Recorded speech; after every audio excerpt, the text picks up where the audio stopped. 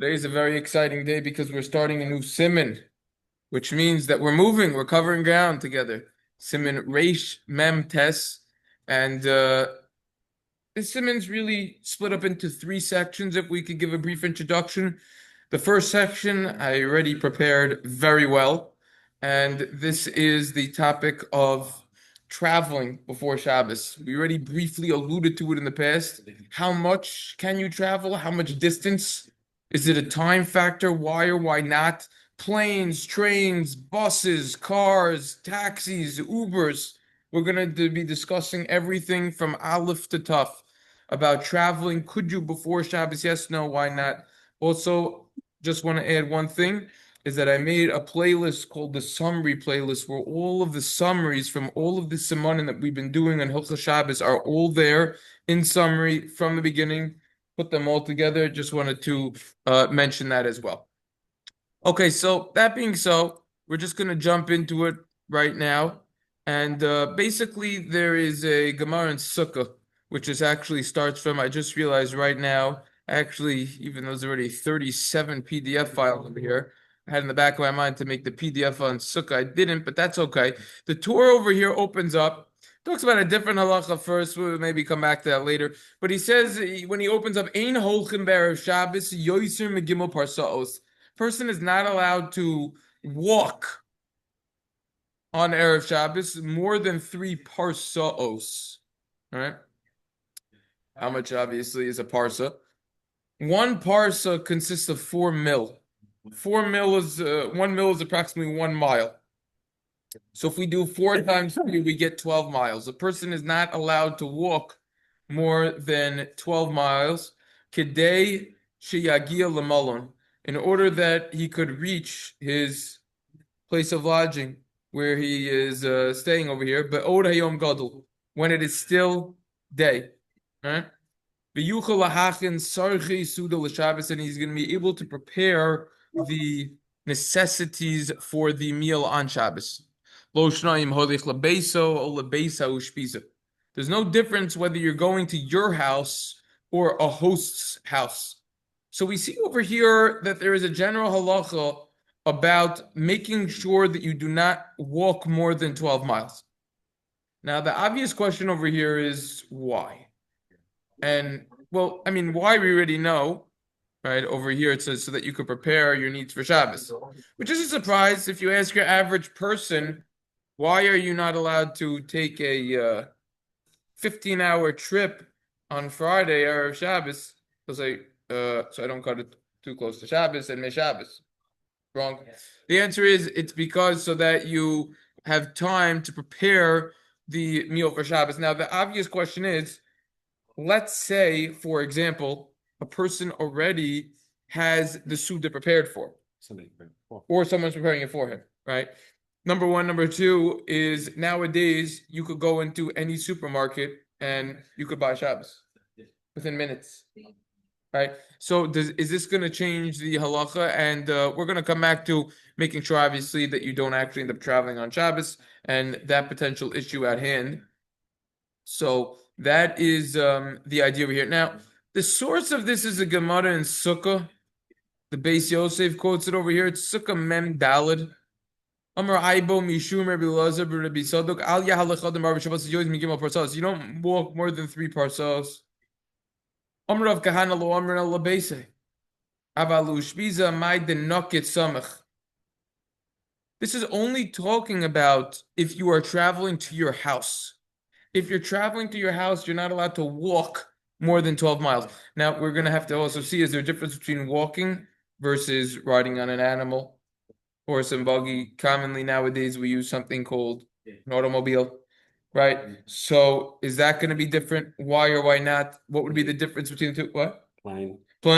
We're going to have to discuss planes. How much, this is a very relevant shaila. How much time is a person obligated or should a person leave from when the expected time of arrival of the plane will reach the terminal and when Shabbos starts? How much time does one need to leave? And also, we have to calculate how much time will it take to get off the plane, get your bags if you have, and then get from the airport to your destination. And how are you going to get to your destination? Are you taking a helicopter? Are you taking a train? Are you taking a car? Well, I would say car could be the biggest issue. Traffic, right? So we're gonna have to now Shabbos always starts around that magical time of rush hour, right? It's right there for rush hour. Whether you're not, here it comes, right? So we have to discuss that, right? Of course, for all those who have private jets, that gets relevant also. We're gonna have to discuss that. All right, so anyway, so the Gemara says that this is talking about that what? To your house. Avalu ushpiza, but regarding your host, if you're going somewhere else, amai denukit samach. You are going to rely on that which you're holding. Which means if you already got everything prepared, you have it prepared, you're all good. Yikadamri, some say lo nitzach ela fila basis. So no, even to your house. Even to your house, that what that this is talking about. Even though you're going to your house, still nevertheless, you can't go more than 12 miles. Rav Kahana says that there was a story, an episode that happened with me about this. And I didn't even find fried fish in my house, which means he came last minute. They weren't expecting Rav Kahana to come. They didn't even have fried fish for him. It's like when you come late, you snooze, you lose. Early bird gets the challah. I don't want to say worm because that's not kosher. Right? So that's the idea of here. Comes along, let's just go to the Bach because he quotes Rashi over here, who makes it a little easier for us. He says, look, you can't walk there. You got to make sure that you close up shop early so you can prepare with ample time for Shabbos. What's the problem with going to your house? The answer is they don't know that you're coming and they're not going to prepare for you. And then the guy's going to get upset that nothing's there. Obviously, nowadays that we have an amazing invention called the telephone. So then this isn't going to be as relevant, right? Because you could just call them. But anyways, this is the idea over here, and this is the Gemara. This is where it comes from, all right? So this is the source. It's an interesting Gemara that talks about how much a person walks.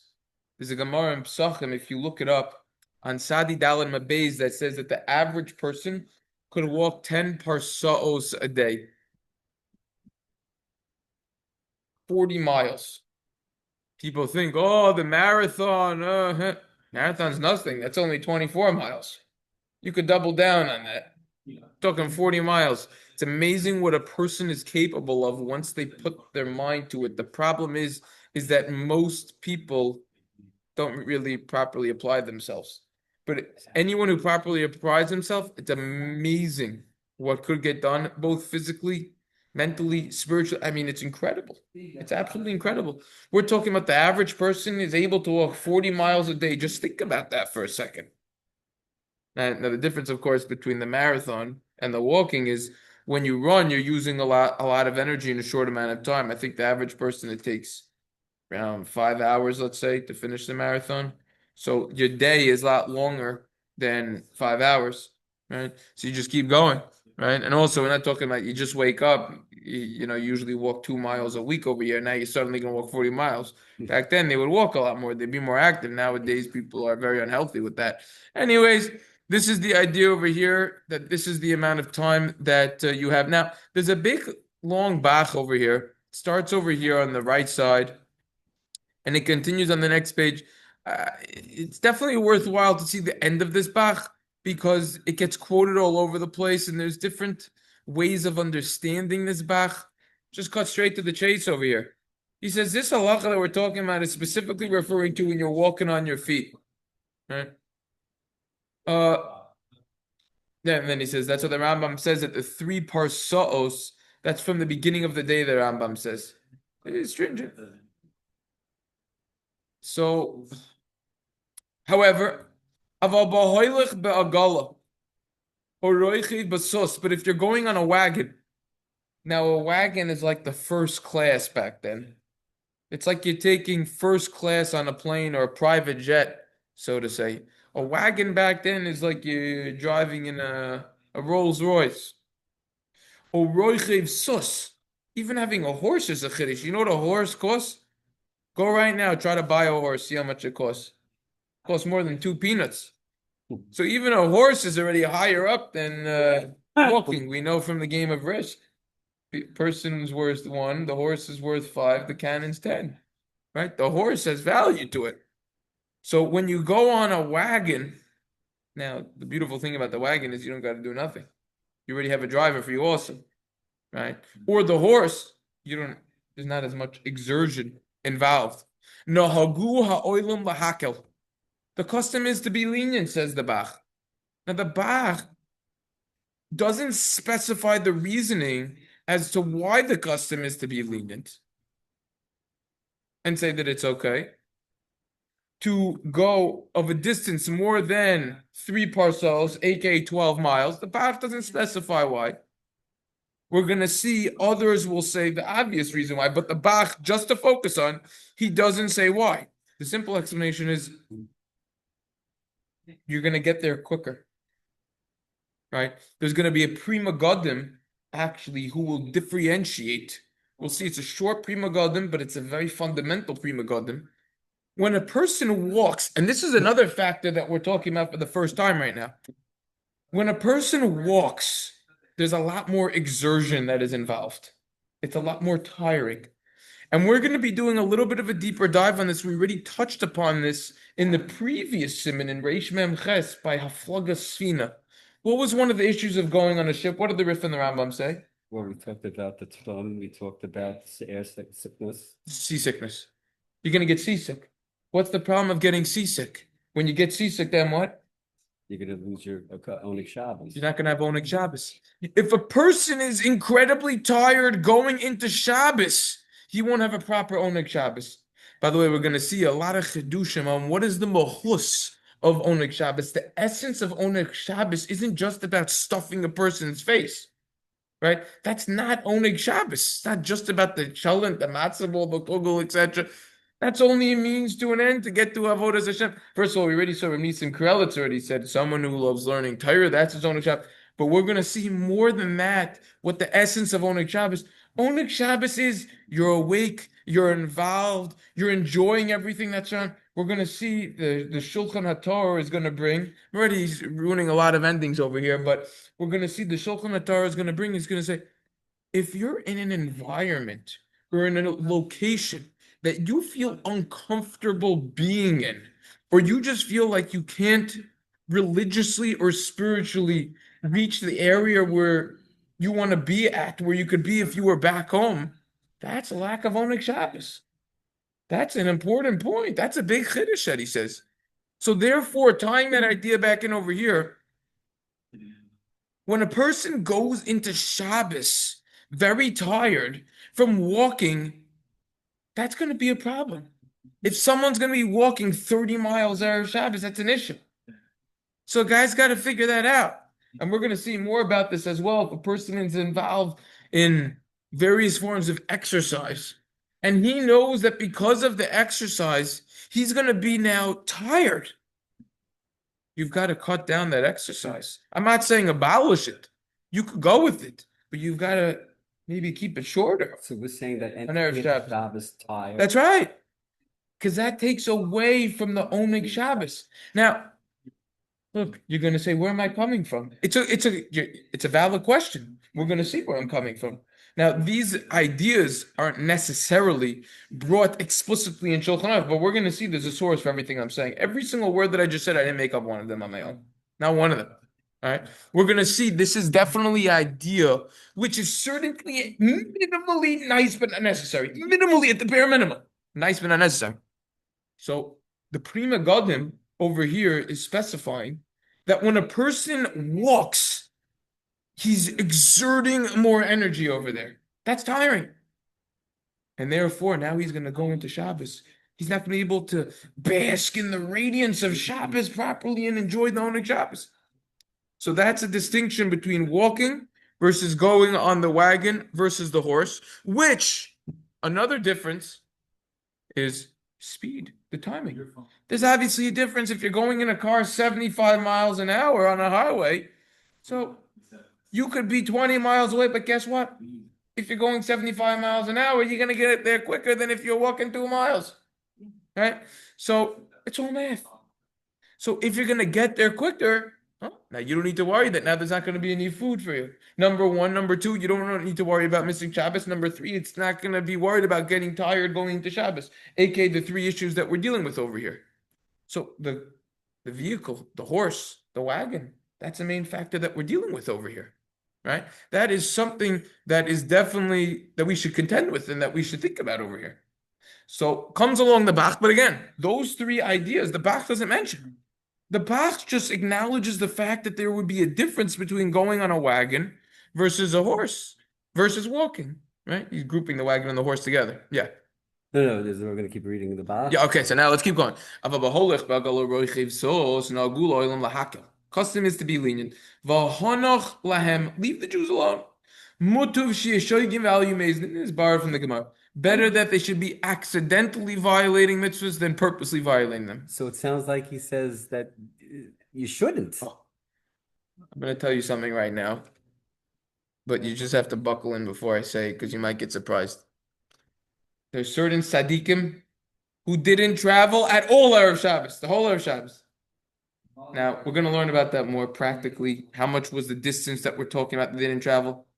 There's an idea of we have to spiritually get ready for Shabbos.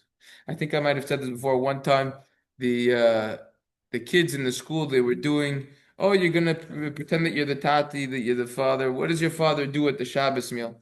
So everyone's doing the different things that their father does. One kid goes, that is exactly what Shabbos is not about. Shabbos is about you've got to be involved with the Torah, with the Zmiros, etc. So that's the idea over here, right? So it could be that the Bach over here is saying, no. When the Gemara tells us, when it's brought in Torah, when it's brought in Shulchan Aruch, you're not allowed to walk more than 3 parsos. Wait a second. Who are you to now differentiate between walking versus going on a wagon or a horse or a car? Who cares? You're not allowed to go. Maybe it's distance. It's distance of 12 miles, finished. I'll just tell you right now, most don't go like that. Not distance. You could go more than 12 miles, right? Or else, how are you going to get back from New York City? There's plenty of people right now, as we're talking, working in New York City. There's thousands of Jews right now. Shomer Shabbos, they're going to be taking the LIRR back. They're going to be taking the, right? So, but anyways, this is the idea from the Bach. Now, maybe you could differentiate between if it's Sarach Parnasa, you got to work, versus if you're just optionally going somewhere for Shabbos. All right, fine, we could already acknowledge that. That's maybe an idea. That perhaps is what the Bach over here is saying. When the Gemara said 12, when the Gemara said 3 parsos, aka 12 mil, 12 miles, that's it, finished. Right? We're also going to see it's going to be discussion.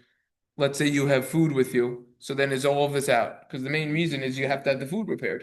We're going to see it's going to be machlik, the Eli Rabba, others, maybe it's low plug. Anyways, mikol makom sarich lizar shelo yahalech ad eserich. Look, this is something that we're going to be doing a deep dive on. You got to be very careful that you don't walk, you don't travel until the last minute before Shabbos. Guilty. There's many stories that I've heard of Mm-hmm. people taking planes, people taking trains. Their mamish taking the last possible train, coming in 9 minutes before Shabbos. Ridiculous. Number one, there's a concern the train could get delayed, which definitely has happened. And when it comes to planes, come on, delays all over the place. So we're gonna see. Look, we're gonna see the rant that I have. Is there any basis behind it, or am I just talking stringencies? We're gonna see actual halacha lamaisa. What is the actual halacha versus what stringency? I'm not trying to present the information like the stringency is the bare minimum halacha. We're gonna be learning through this and covering it from top to bottom, from bottom to top. Right? Anyways. Even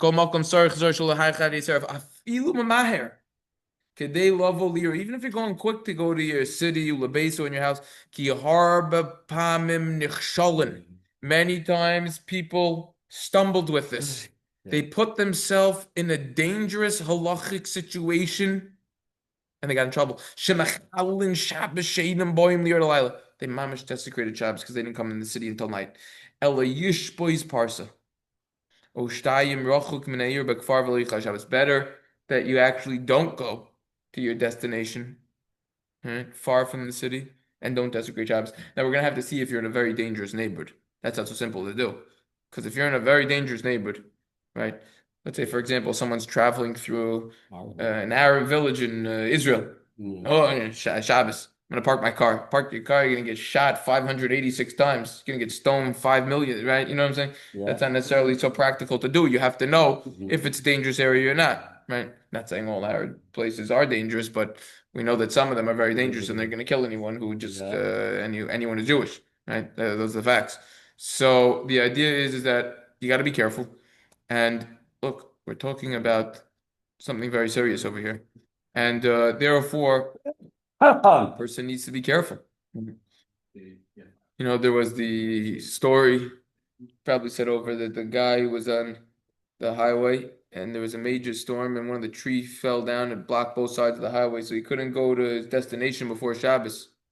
So he pulls over to the side. He's looking at his clock. He was saying it's close to Shabbos. Now, obviously, he didn't listen to the learning that we're doing right now, watch the recording over here, because if he would have never gotten himself in the situation, perhaps because he would have given himself more time. Now, obviously, he couldn't watch it because the story already happened and we're doing this right now. Anyways, so he goes in. There was a bowling alley over there and a motel, a little inn next to it. And he knocks, he goes in the bowling alley. He goes, can I borrow $100, $200? I'll pay you back in a day or two. Yeah, I should. Weirdo. Our money. What do you think we're born yesterday? Just gonna give someone 100, $200? I don't know the guy from a whole. Well, Right. $100, a lot of money. So, okay, he goes to the inn. He says, "Look, I just don't. I didn't know. I don't have any money with me. Can I have a room? Have a room? Can I give you a room? You didn't pay? Right. Trust you? Weirdo. What's this guy do? He's trying to grab a free room, a chaperone and a free room. So he says to the person at the front desk, "Do you mind if I just sit here for the next 25 hours?" What? Who is this weirdo? Guy sitting in an inn? He's sitting in the front. He said, "Fine." He said, "I just have nowhere to be." He said, "Weirdo, you're sitting." He had no food, nothing. He's sitting there 1 hour, 2 hours, 3 hours. Finally, the person from the front desk goes, "Go to room 246. It's all paid for." What's the idea over here? So he found out after that the person at the bowling alley went back home, having dinner with the spouse, and said, you would have never believed what happened.